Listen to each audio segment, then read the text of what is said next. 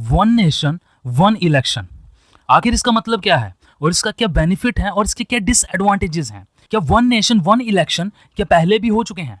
तो चलिए इसे समझते हैं।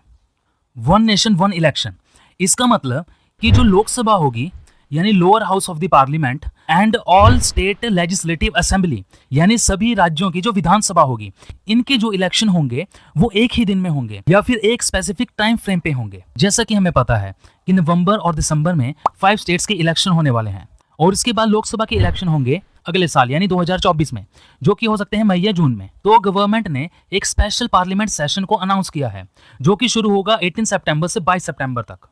और गवर्नमेंट ने एक कमेटी बनाई है जिसे हेड करेंगे फॉर्मर प्रेसिडेंट रामनाथ कोविंद, जो कि एक्सप्लोर करेंगे वन नेशन वन इलेक्शन वाले आइडिया को। यानी ये कमेटी ये पॉसिबिलिटीज चेक करेगी कि वन नेशन वन इलेक्शन वाला आइडिया इसे हम कैसे इंप्लीमेंट कर सकते हैं। अब ये कमेटी कंसल्ट करेगी आम आदमी से, पार्टी से और लीडर से और उनका ओपिनियन लेगी। इसके बाद जो होगा कि एक ड्राफ्ट तैयार किया जाएगा और उसके बाद गवर्नमेंट लॉ बनाने के लिए पार्लियामेंट में बिल को पेश करेगी। क्या एक साथ इलेक्शन पहले भी हो चुके हैं? तो चलिए यहाँ पे देखते हैं। 1967 तक स्टेट लेजिस्लेचर यानी सभी विधानसभा और लोकसभा के इलेक्शन जो थे वो पहले एक साथ हुआ करते थे।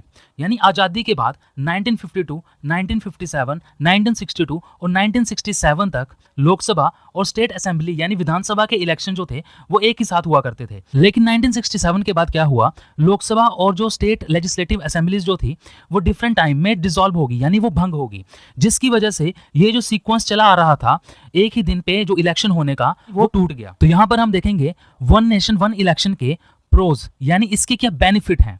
अगर वन नेशन वन इलेक्शन को अगर इंप्लीमेंट किया जाए तो उससे जो कॉस्ट ऑफ कंडक्टिंग इलेक्शन जो थे उसमें रिडक्शन होगा, यानी कि जो इलेक्शन करवाने के लिए जो पैसा खर्च हो रहा था अब जो है वन नेशन वन इलेक्शन की वजह से कम पैसा खर्च होगा इलेक्शन करवाने के लिए। उसके बाद अगर एक साथ इलेक्शन होंगे तो एडमिनिस्ट्रेटिव स्टाफ और सिक्योरिटी फोर्सेस का जो बर्डन है वो कम हो जाएगा। जैसा कि हमें पता है ये मल्टीपल टाइम्स एंगेज रहते हैं अपनी इलेक्शन ड्यूटीज में और इसके बाद गवर्नमेंट जो है वो ज़्यादा फोकस कर पाएगी गवर्नेंस के ऊपर, ना कि हमेशा वो इलेक्शन मोड के ऊपर रहेगी, जिसकी वजह से क्या होता था कि जो पॉलिसी इंप्लीमेंटेशन करवानी है उसमें प्रॉब्लम्स आती थी। लॉ कमीशन के अकॉर्डिंग एक साथ इलेक्शन करवाने से जो वोटर टर्नआउट है वो इंक्रीज हो जाएगा।